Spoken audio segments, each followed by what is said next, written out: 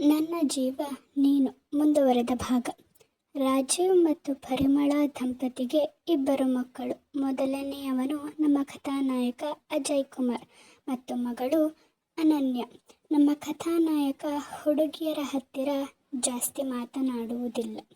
ಅವನು ಜಾಸ್ತಿ ಮಾತನಾಡುವುದೆಂದರೆ ಅವನ ತಾಯಿ ಪರಿಮಳ ಮತ್ತು ಅವನ ನೆಚ್ಚಿನ ಮುದ್ದಿನ ತಂಗಿ ಅನನ್ಯ. ನಮ್ಮ ಕಥಾನಾಯಕ ಹೇಗಿದ್ದಾನೆಂದರೆ ಗುಳಿ ಕೆನ್ನೆಯ ಚಲುವ. 6 ಅಡಿ ಎತ್ತರವಿರುವ ಆಜಾನುಬಾಹು, ಗೋಧಿ ಬಣ್ಣದ ಮೈಕಟ್ಟು, ಯಾವಾಗಲೂ ಶಾಂತ ಸ್ವಭಾವದಲ್ಲಿ ವರ್ತಿಸುವವನು. ಆದರೆ ಕೋಪ ಬಂದರೆ ಪ್ರಳಯಾಗ್ನಿಗಿಂತ ಕೋಪದಲ್ಲಿ ವರ್ತಿಸುವವನು. ತನ್ನ ಮುಂದೆ ಯಾರಿದ್ದಾರೆಂಬುದನ್ನು ನೋಡದೆ ವರ್ತಿಸುವವನು. ಅವನನ್ನು ನೋಡಿದರೆ ಎಲ್ಲ ಹುಡುಗಿಯರಿಗೂ ಇಷ್ಟ. ಆದರೆ ಅವನ ಮುಂದೆ ಹೇಳಲು ಭಯಪಡುತ್ತಾರೆ, ಏಕೆಂದರೆ ಅವನಿಗೆ ಹುಡುಗಿಯರೆಂದರೆ ಇಷ್ಟವಾಗುವುದಿಲ್ಲ.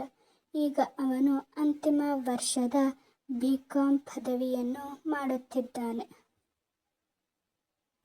ಇನ್ನು ನಮ್ಮ ಕಥಾನಾಯಕಿಯ ಪರಿಚಯ. ಸುರೇಶ್ ಮತ್ತು ರೇಖಾರವರ ಏಕೈಕ ಮುದ್ದಿನ ಮಗಳು.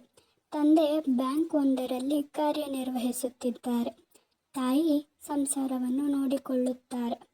ನಮ್ಮ ಕಥಾನಾಯಕಿ ಅಂಜಲಿ ಹಾಲು ಬಿಳುಪಿನ ಬಣ್ಣದ ಹುಡುಗಿ. 5 ಅಡಿ ಎತ್ತರವಿರುವ ಮೂಗುತಿ ಸುಂದರಿ. ಎಲ್ಲರನ್ನೂ ತನ್ನ ತುಂಟಾಟದ ಮಾತುಗಳಿಂದ ಆಕರ್ಷಿಸುವವಳು. ಒಟ್ಟಿನಲ್ಲಿ ಹೇಳಬೇಕಾದರೆ ಅವಳು ಮಾತಿನ ಮಲ್ಲಿ. ಕೋಪ ಅವಳಿಗೆ ಸ್ವಲ್ಪ ಕಡಿಮೆ, ಆದರೆ ಬೈಗುಳ ಜಾಸ್ತಿ.